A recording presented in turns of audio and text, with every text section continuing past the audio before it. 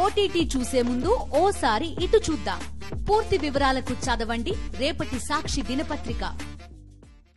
అనా వైఎస్ఆర్ కాలనీకి ఓట్ల కోసం వచ్చి తిరిగిన నాయకులందరూ ఏమైపోయారు?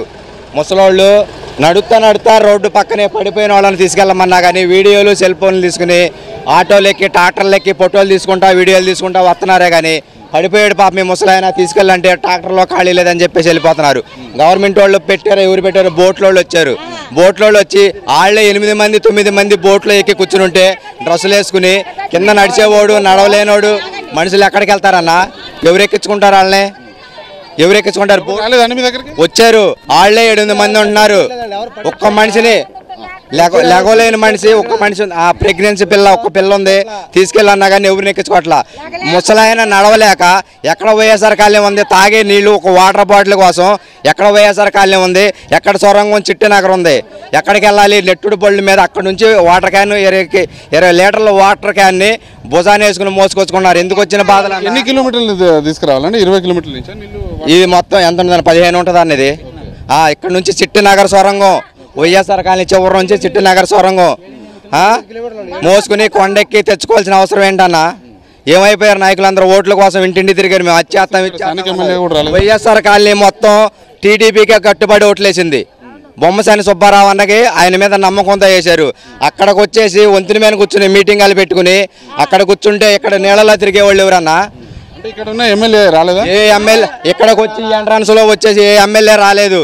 అక్కడ నుంచి సింగనగర్ పైపుల్ రోడ్డు బ్రిడ్జిల మీద తిరిగి జేసీపీలు ఎక్కి వాటి మీద మిల్లు తిరిగి వీడియోలు తీసుకుని అక్కడ నుంచి బాయ్ వెళ్ళిపోతే కాలనీ లోపలికి ఎవరు వస్తారన్నా? ఈ ఎమ్మెల్యే ఈయనండి వసంత కృష్ణప్రసాద్ వైఎస్ఆర్ కాలనీకి వచ్చి మొత్తం బొమ్మసాని సుబ్బారావు గారే ఆయన వెనక మేము ఉంటాము మొత్తం ఆయన అని చెప్పేసి ఇంతవరకు ఇక్కడికి వచ్చి మొఖాలు చూపిలా. ఈ వసంత కృష్ణప్రసాద్ కూడా రాలేదు కాలనీలోకి ఎవరు రాలేదన్నా. ఇక్కడ ఉమ్మగారు వచ్చి ఎంట్రన్స్ లో ఏదో 2 బిర్యానీ ప్యాకెట్లు ఇస్తున్నారు, టమాటా రైస్ అంటున్నారు, సాంబార్ రైస్ అన్నారు, జీరా రైస్ అన్నారు. తినటానికి లేదు. బస్తాలు నీళ్ళల్లో కొట్టుకొస్తున్నాయన్నా. వాటర్ ఇవ్వండి అంటే ఫుడ్ తెస్తున్నారు కానీ వాటర్ ఎవరికి ఇవ్వట్లేదు. పసిపిల్లలు వేసుకుని ఎక్కడికి వెళ్ళాలన్నా? ఎక్కడ సొరంగం ఉంది, ఎక్కడ చిట్టినగర్ ఉంది, ఎక్కడి నుంచి నీళ్లు మోసుకుని రావాలి? మేము మోసుకొస్తాం. మగ మనుషులు లేని ఆడ మనుషులు ఉన్నారు. మా బ్లాకులో 185 బ్లాకులో నడవలేని వాళ్ళు ఉన్నారు. ముసలావిడ ఆమెకి పింఛన్కి రమ్మంటే పెట్రోల్ బంక్ కాడ ఉన్నాం రండి ఆ నీళ్ళు ఇక్కడ నుంచి నెట్టుడు బండి మీద నెట్టుకుని వెళ్ళే వరకు వాళ్ళు వెళ్ళిపోతున్నారు. పింఛన్లు ఇంటింటికి వచ్చిస్తామన్నారు. ఈ లేదు శనివారం వేయాల్సిన పింఛన్లు ఆపేశారు. మరి అక్కడ వాళ్ళు ఎవరు తీసుకెళ్తారన్నా?